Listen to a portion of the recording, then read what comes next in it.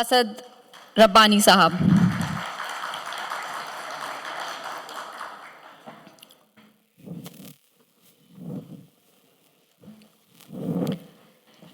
ان کو میں دا amazing Duve کہتی ہوں اس لیے کہ گزشتہ برس انہی دونوں حضرات نے اس سیگمنٹ کو کنڈکٹ کیا، کہانیاں سنائیں، جو بہت کامیاب سیگمنٹ رہا، جیسا کہ میں نے کچھ دیر پہلے بھی عرض کیا.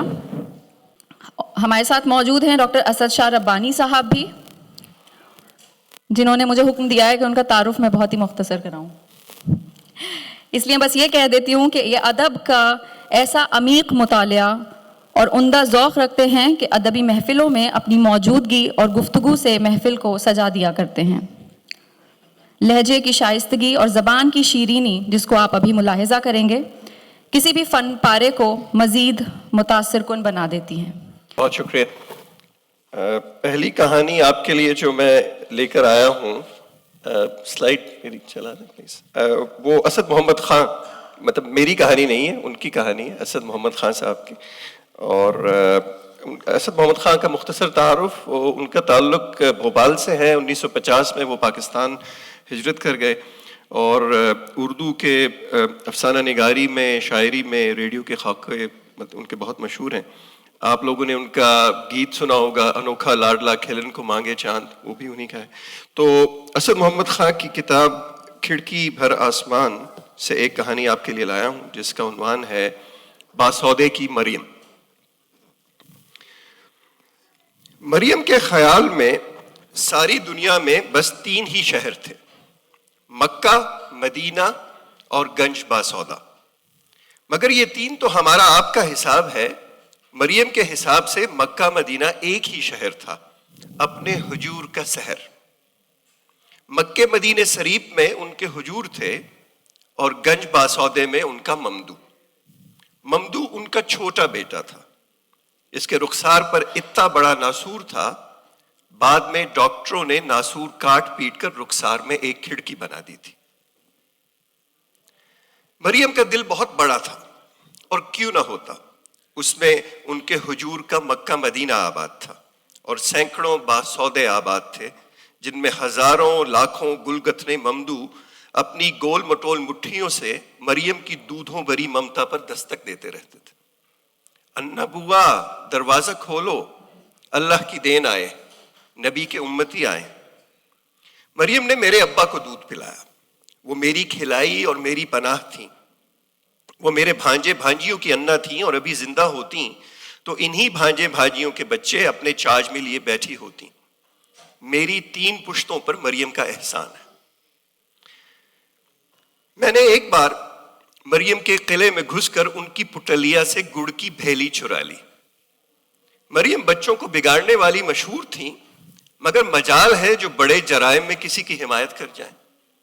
انہوں نے فوری طور پر اماں سے میری رپورٹ کر دی، اور اماں، خدا انہیں خوش رکھے، جاگیردار کی بیٹی کھری پٹھانی اپنی اولاد سے کوئی گھٹیا فعل منسوب ہوتے دیکھ ہی نہیں سکتی تھی. انہوں نے جلال میں آ کر الٹا مریم سے ان بولا کر لیا. ابا کو پتہ ہی نہ تھا کہ گھر میں سرد جنگ جاری ہے. وہ اسی طرح عشاء کی نماز کے بعد 15-20 منٹ کے لیے مریم کے پاس بیٹھ کر ان کا حال احوال پوچھتے، مریم کے پاؤں دابنے کی کوشش کرتے اور ان کی پیار بھری جھڑکیوں کی دولت سمیٹ کر اپنے کمرے میں سونے چلے جاتے.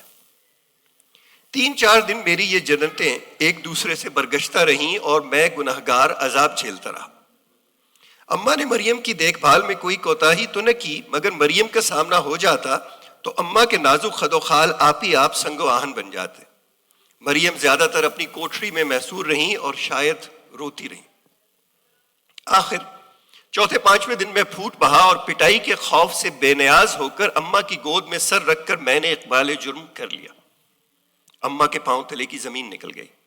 بس ایک غضب کی نگاہ کی، مجھے ایک طرف دھکیل کر اٹھ کھڑی ہوئیں اور بجلی کی سی تیزی سے مریم کے قلعے میں داخل ہو گئیں.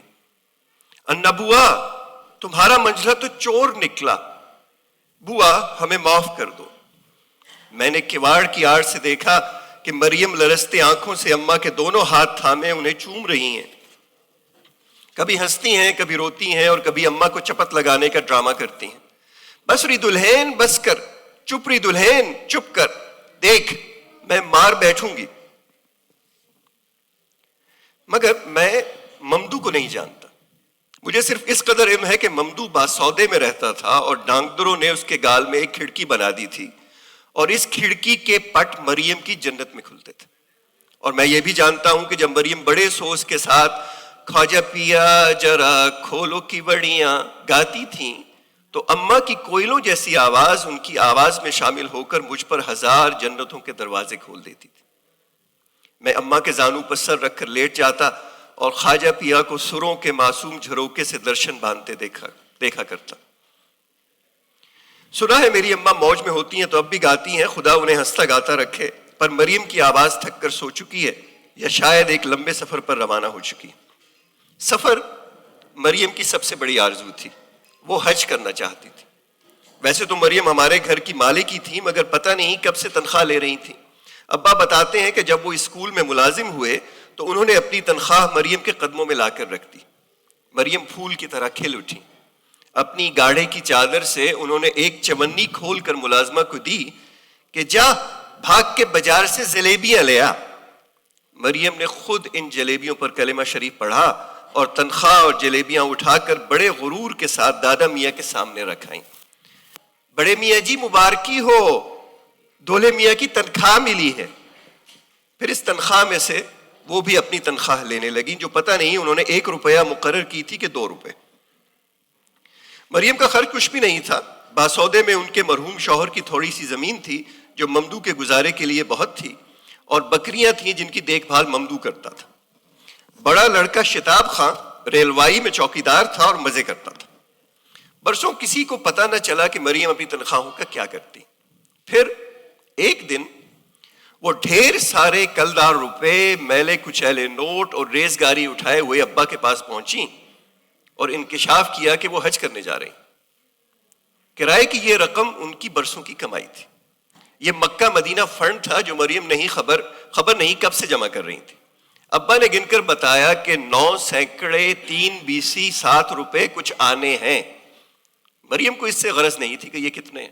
وہ تو سیدھی سی بات پوچھ رہی تھی, ان سے مکہ مدینے کا ٹکٹ مل جائے گا کہ نہیں.